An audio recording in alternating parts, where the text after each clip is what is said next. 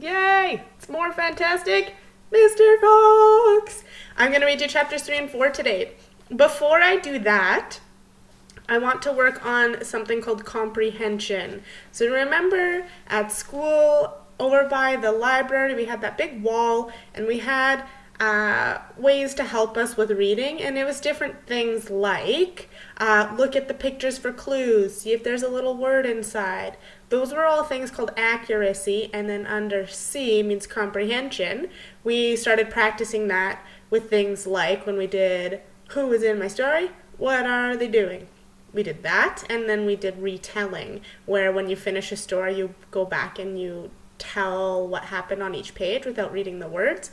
And then, I don't know if you remember, we did little check marks on sticky notes. So the thing about chapter books is comprehension is a really big thing because it means it uses your mind to remember what is in a story. So in chapter 1 and 2, I want you to use your mind to remember what happened. So an easy thing to answer is who is in my story? What are they doing? So if you could, in a second, pause this video and answer that out loud, or if you're watching this video with someone, answer it to that person. Just say who is in the story so far and what are they doing. So pause and answer that. I hope you paused, because I'm back. And I'll just tell you who is in the story and what are they doing. So we have 3 farmers, and then they all have different farms, like chicken farms, turkey farms, and I don't know if you remember their names. That's okay, because if you got 3 farmers, that's awesome, but they're named Bogus, Bunce, and Bean. And then we have Mr. Fox, his wife, and his children. So we have 3 farmers and a family of foxes. And so that's who is in the story. What are they doing? Well, the farmers are farming and trying to catch a fox, and Mr. Fox is sneaking to each farm to get food every night. So I'm going to read you the next 2 chapters. So we left off with the farmers trying to figure out how they could catch Mr. Fox. So just remember, there's no pictures. You use your brain like a movie to make pictures in your brain about what's going on. So chapter 3 is called The Shooting. Well, my darling, said Mr. Fox, what shall it be tonight? I think we'll shove duck tonight, said Mrs. Fox. Bring us 2 fat ducks, if you please, 1 for you and me, and 1 for the children. Ducks it shall be, said Mr. Fox. Bunce is best. Now be careful, said Mrs. Fox. My darling, said Mr. Fox, I can smell those goons a mile away. I can even smell one from the other.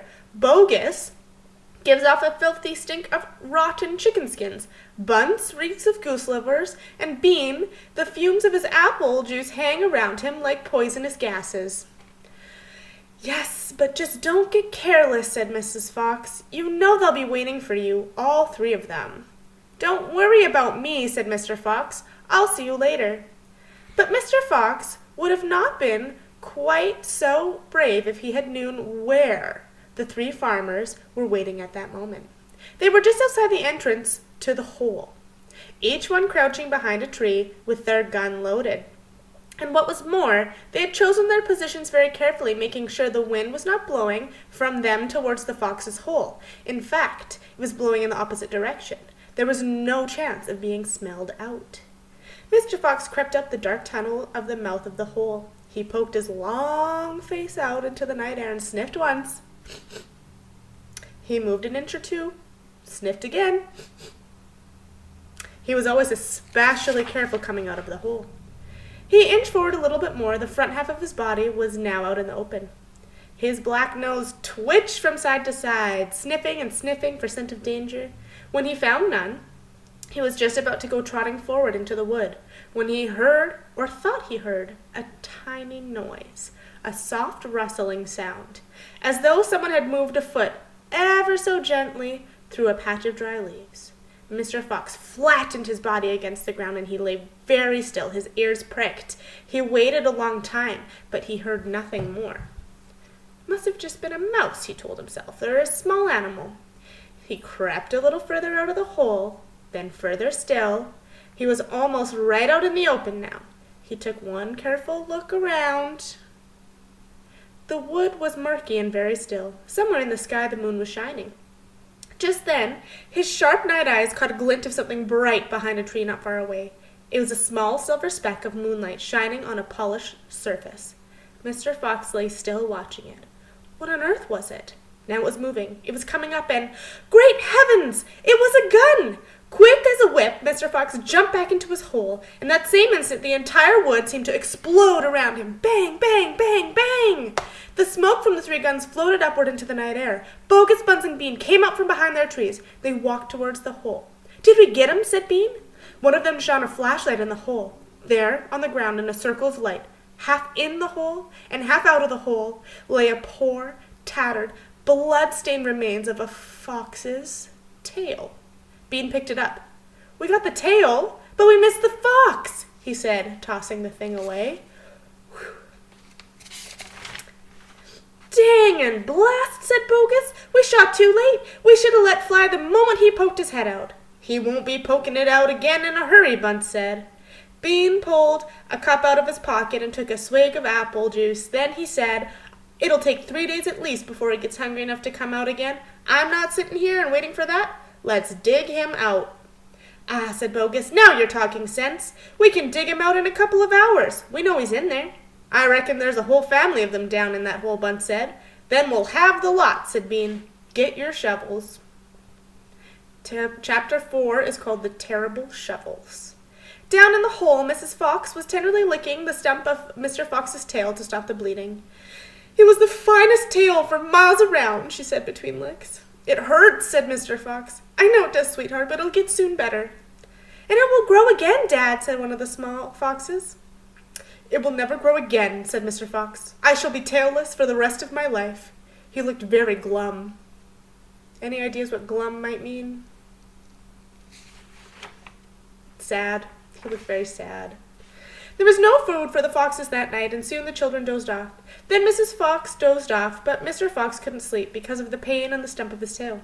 Well, he thought, I suppose I'm lucky to be alive at all. And now they've found our hole, we're going to have to move out as soon as possible. We'll never get peace if we... What was that? He turned his head sharply, and he listened. The noise he heard was the most frightening noise a fox could ever hear. The scrape, scrape, scraping of shovels digging into soil. Wake up, he shouted. They're digging us out. Mrs. Fox was wide awake in 1 second. She sat up, quivering all over. Are you sure that's it? She whispered. I'm positive. Listen. They'll get the children, cried Mrs. Fox. Never, said Mr. Fox. But my darling, they will, she sobbed. You know they will. Scratch, scratch, scratch went the shovels above their heads. Small stones and bits of earth began falling from the roof into the tunnel. Will they get us, Mom? Asked one of the small foxes. Will there be dogs? Mrs. Fox began to cry. She gathered her 4 children close, and she held them tight. Suddenly, there was a specially loud crunch above their heads, and the sharp end of a shovel came right through the ceiling. The sight of this awful thing seemed to have an electric effect upon Mr. Fox. He jumped and he shouted, I've got it! Come on, there's not a moment to lose! Why didn't I think of it before? Think of what, Dad? A fox can dig quicker than a man, shouted Mr. Fox, beginning to dig. Nobody in the world can dig as fast as a fox. The soil began to fly out furiously behind Mr. Fox as he started to dig for dear life with his front feet. Mrs. Fox ran forward to help him, and so did the 4 children. Go down, ordered Mr. Fox. We've got to go deep as possibly as we can. The tunnel began to grow longer and longer. It sloped steeply downward, deeper and deeper below the surface of the ground it went. The mother and father and all 4 of the children were digging together. Their front legs were moving so fast you couldn't even see them, and gradually the scrunching and scraping of the shovels became fainter and fainter. After about an hour, Mr. Fox stopped digging. Hold it, he said. They all stopped. They turned and looked back at the tunnel they had just dug. All was quiet. Whew, said Mr. Fox. I think we've done it. They'll never get as deep as this. Well done, everyone. They sat down, panting for breath, and Mrs. Fox said to her children, I should like you to know that if it wasn't for your father, we'd all be dead by now. Your father is a fantastic fox. Mr. Fox looked at his wife, and she smiled. He loved her more than ever when she said things like that. That is the end of chapter 4. There's no assignment or thing to do after this, no writing. You can draw a picture if you feel like drawing a picture about it, but I just wanted to read you a couple more chapters because it's a fantastic book.